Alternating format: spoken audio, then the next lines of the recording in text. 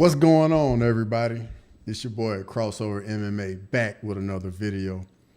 And this Saturday, July 27th, we have UFC 304. In the main event, we have Leon Rocky Edwards defending his welterweight title against Belal Muhammad.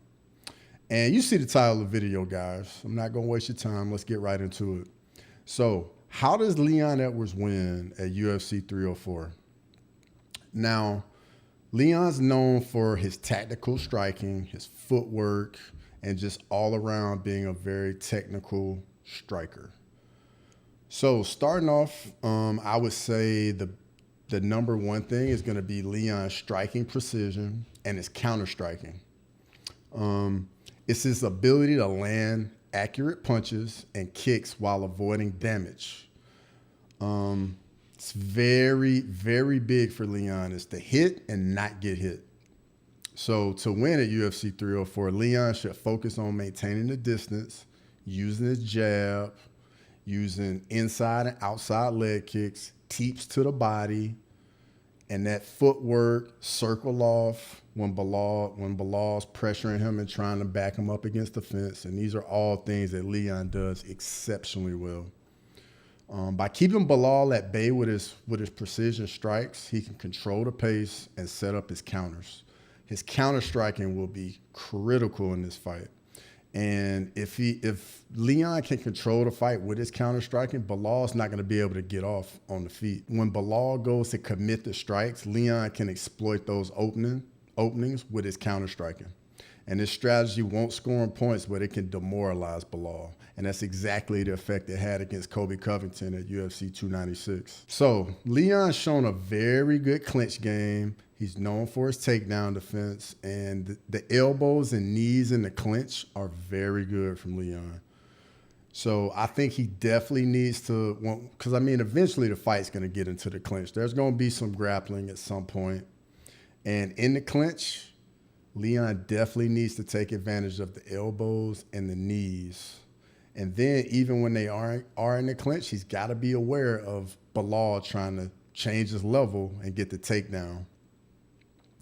But as we've seen, Leon's takedown defense has been on point. And this is going to be his fourth camp consecutively training for a wrestler, wrestling heavy, grappling. So I expect his takedown defense and his grappling all around to really be on point for this fight.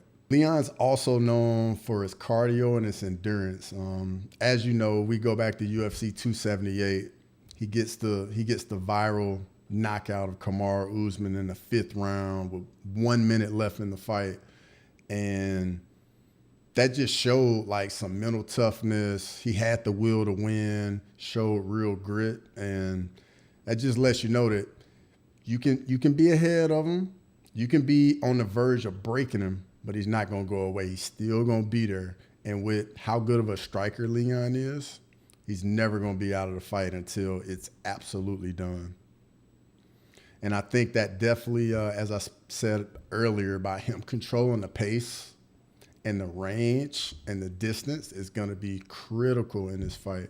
And then on top of it, Leon has championship round experience, whereas Belal Muhammad doesn't. And I think this can be critical in this fight because Belal's not a finisher.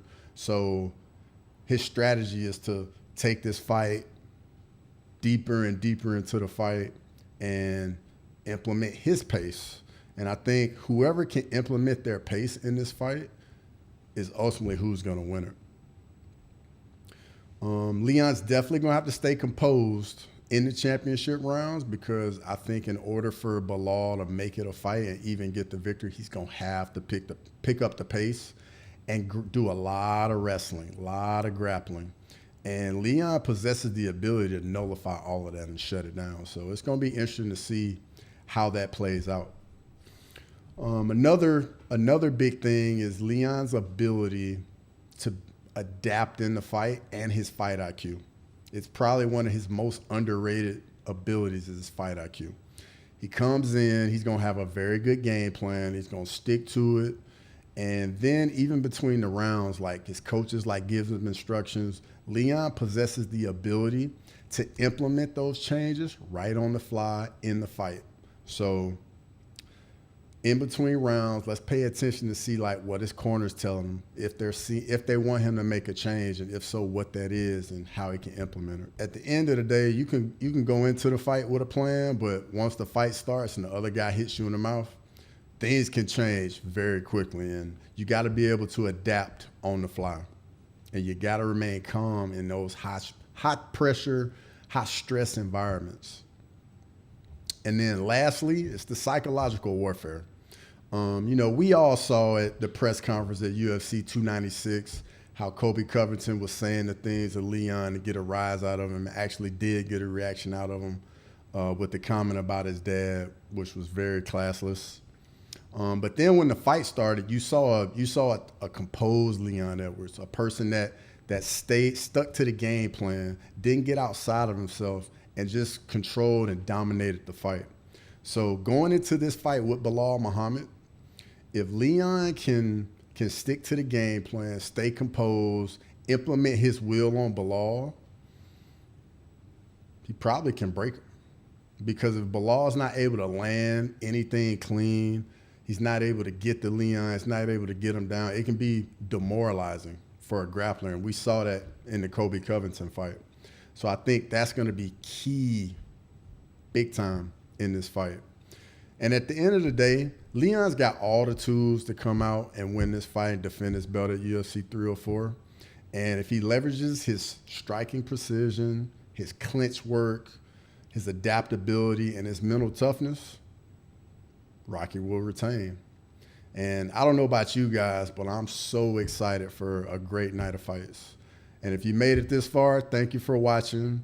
If you enjoyed this breakdown, make sure to like, comment, subscribe for more MMA content. And until next time.